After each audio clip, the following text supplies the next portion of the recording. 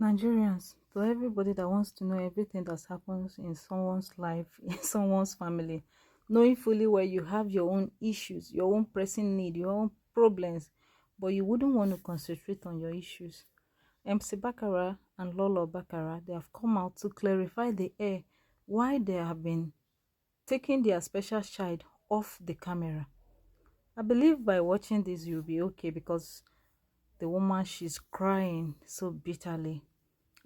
As every mother, you will feel the same pain if this happened to you. Why you guys want... Okay, let me just play the video. And we had a good progression of labor according to the medical teams that checked us. And of course, during the antenatal and the checkup from the doctors, everything was fine. Even the placenta position, the water in they just, everything was fine, basically, up until the time for delivery, and I think at some point in the hospital, of course, we're in the public hospital, government hospital, and at some point, when I was going through my pain, it was like, I think it was like it was not a medical personnel that checked me at some point. I feel like the nurses, everybody just went to go and rest, and the person I saw that was trying to clean the room, so I just assumed that might be a cleaner or something that was now checking me at some point, but I had progressed greatly, and then the doctor came out like, okay, in the next few minutes or so, not up to an hour, you're going to have to start entering to push up, so that was the plan. And by the time it was time to push,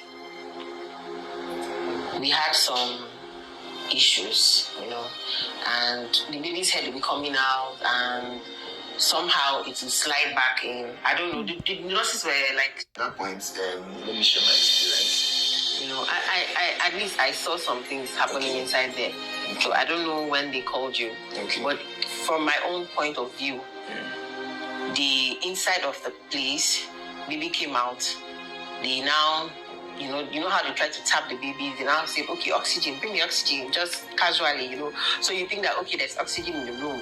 So they brought one container. So they carried that container and press straight to the baby's nose, and they were like, it's empty. The city thing is empty. There's no oxygen here. Can you bring oxygen? So that's where the whole drama started. So, he was brought out, with an oxygen mask with a cylinder, and of course, the cylinder was not producing oxygen, but rather, some sort of water. So I had to unmask the baby and took my daughter into the car. Now the ambulance they brought, I think there was no fuel at some time too. So I was left with the only option to drive with the baby. So my mother-in-law stepped into the car, and then we drove from General Hospital again to another hospital, the teaching hospital. And so in other words, what this actually meant is that in the whole of the hospital, there was no oxygen. Yeah. So this is a baby that was gasping for air. For air already from the labor room, and now has to be transported, still gasping, for about over 5 to 10 minute distance, and they're even getting to teaching hospital again. We have to start filling forms and buying cards and all of that. And then the oxygen was still not in the building, so they had to send someone they had to say, one of you people had to go to outside of there, down a little bit to get the oxygen. A little distance. I was there with my friends as well.